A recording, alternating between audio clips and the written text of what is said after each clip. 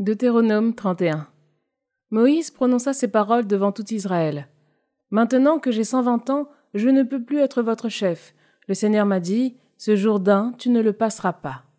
C'est le Seigneur votre Dieu qui passera devant vous. Il anéantira les nations que vous rencontrerez et vous donnera leur territoire.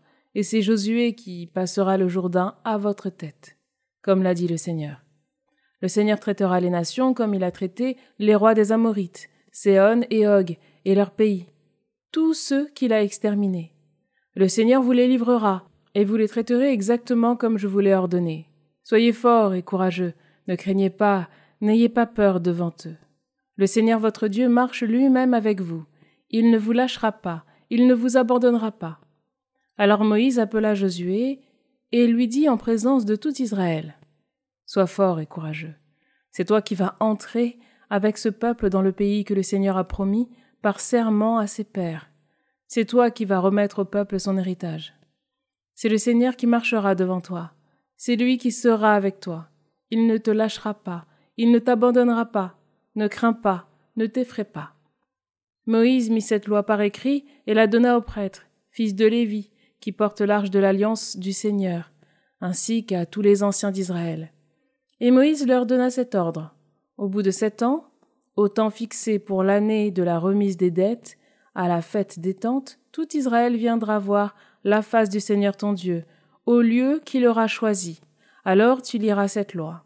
Devant tout Israël, tu l'écouteras. Tu rassembleras le peuple, hommes, femmes, enfants, ainsi que l'immigré qui réside dans ta ville, pour qu'ils t'entendent et qu'ils apprennent à craindre le Seigneur votre Dieu, en veillant à mettre en pratique toutes les paroles de cette loi. Et leurs fils, qui ne la connaissaient pas, entendront et apprendront à craindre le Seigneur votre Dieu, tous les jours où vous vivrez sur la terre, dont vous allez prendre possession en passant le Jourdain. Alors le Seigneur dit à Moïse, « Voici qu'approche le jour de ta mort. Appelle Josué et présentez-vous dans la tente de la rencontre. Je lui donnerai mes ordres. » Moïse et Josué allèrent donc se présenter dans la tente de la rencontre, et le Seigneur apparut dans la tente. C'est une colonne de nuée. La colonne de nuée se dressait à l'entrée de la tente. Alors le Seigneur dit à Moïse, « Voici que tu vas te coucher avec tes pères, et ce peuple se lèvera. Il se prostituera en servant les dieux de l'étranger, ceux de la terre où il va entrer. Il m'abandonnera, il va rompre mon alliance, celle que j'ai conclue avec lui. Ce jour-là, ma colère s'enflammera contre lui. Je les abandonnerai, je leur cacherai ma face, alors il sera bon à dévorer. Malheur et détresse sans nombre l'atteindront. Et ce jour-là, il dira, « Si ces malheurs m'ont atteint, n'est-ce pas parce que mon Dieu n'est plus au milieu de moi? Mais moi, ce jour-là, je cacherai ma face, je la cacherai à cause de tout le mal qu'il aura fait en se tournant vers d'autres dieux. Et maintenant, écrivez un cantique à votre usage. Toi, apprends-le aux fils d'Israël, mets-le sur leurs lèvres, afin que ce cantique me serve de témoin contre les fils d'Israël. En effet, quand j'aurai fait entrer ce peuple sur le sol ruisselant de lait et de miel, que j'ai juré de donner à leur père, il mangera, il se rassasiera, il engraissera, puis il se tournera vers d'autres dieux, il les servira, il me méprisera, il rompra mon alliance. Quand malheur et détresse sans nombre l'auront atteint, ce cantique servira de témoin contre lui, car sa descendance l'aura encore sur les lèvres. Oui, je connais bien le projet qu'il forme aujourd'hui, avant même que je le fasse entrer dans le pays que j'ai juré de donner. » Ce jour-là, Moïse écrivit ce cantique, et l'apprit aux fils d'Israël.